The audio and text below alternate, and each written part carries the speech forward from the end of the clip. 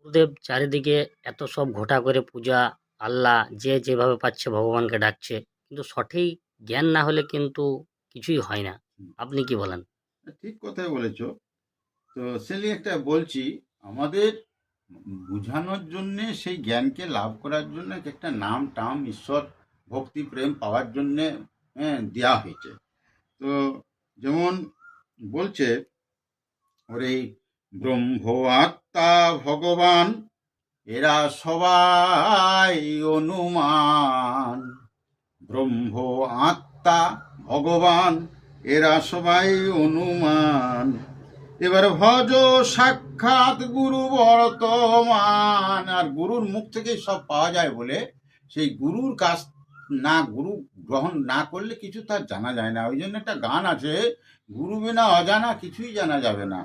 তো তাহলে কি বলছে, জ্ঞানীর ব্রহ্ম, জ্ঞানীর কাছে ব্রহ্ম, জ্ঞানীর ব্রহ্ম যোগীর আত্মা, আর যোগীর কাছে আত্মা, এই আত্মাই ভগবান। আর ভক্তের কাছে ভগবান। এই তিন রকমের মানুষ সাধক আছে, তো তাদের কাছে সেই জন্য এরকম গানটা। ওরে জ্ঞানীর ব্রহ্ম যোগীর আত্মা, ভক্তের ভগবান, তাও ঐশ্বর্য প্রকাশে হয় তার মান।